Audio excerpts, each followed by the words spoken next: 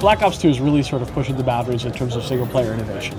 I think more than any Call of Duty has before is really doing new and different things for the campaign. So first and foremost, branching storyline.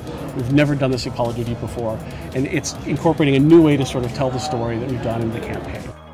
These are sandbox levels that are basically put into the game.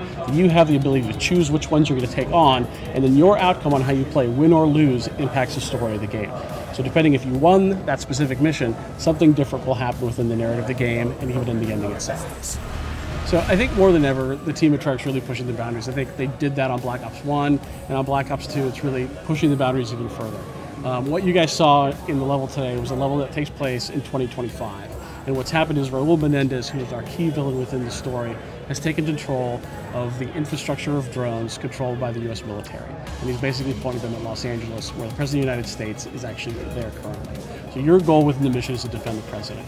And what you saw was first this drive-up sequence that basically everything was getting bombed within Los Angeles. The 10 freeway was being destroyed. And what happens is you now have to basically take the President, protect her through the rest of the mission. So you saw tons of different types of gameplay. There was turrets, you were flying a jet through downtown LA, you were taking on multiple drones that were flying in, ground units, assault units, you name it. But you also had this ability where choice played into the sort of decision.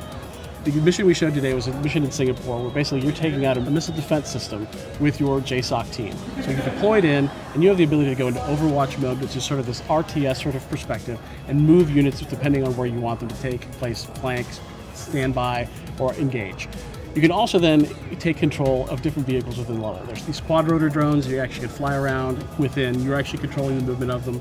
There's these ground assault drones, which you can also control. And then these characters, or these forpeds, which we call claws. So the player can either then control any of those drones or actually play any of the soldiers themselves. So there's multiple soldiers within the actual mission itself, and you can go into first person, control those characters. They will all have different types of loadouts. Some have sniper weapons, some have light machine guns, some have different assault weapons. So depending on how you want to move throughout the map, who you want to control, you can do it any which way you want. You can play the entire thing in Overwatch mode, you can play the entire thing in first person mode. If you love controlling the drones, once they get deployed on the battlefield, you can control those and use those throughout the entire mission. So it really gives players a ton of choice, and it's a different type of way of playing Call of Duty. I think people criticize us for being very linear. This is sort of a new way to play Call of Duty, embrace that linearity that people I think have concerns about. And then again, that outcome is driven if you win or lose.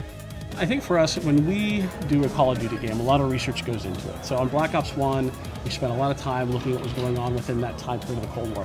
All these different sort of proxy wars that were going on. It really created a lot of interesting fiction. And we talked to a lot of consultants that were sort of SOG soldiers there. A guy by the name of John Plaster really inspired us in terms of what we wanted to do. And then as we were looking forward as to, okay, what would be the sequel of Black Ops?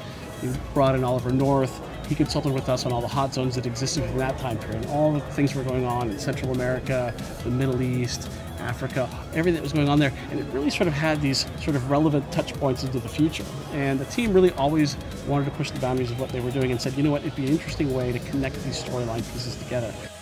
Everybody will see a campaign level. What they see in the campaign level may not be the same as someone else sees. So a character may live or die somewhere in the middle of a game, but you may play it differently than someone else. And then the Strike Force missions also impact that as well as to what happens at the ending of the game.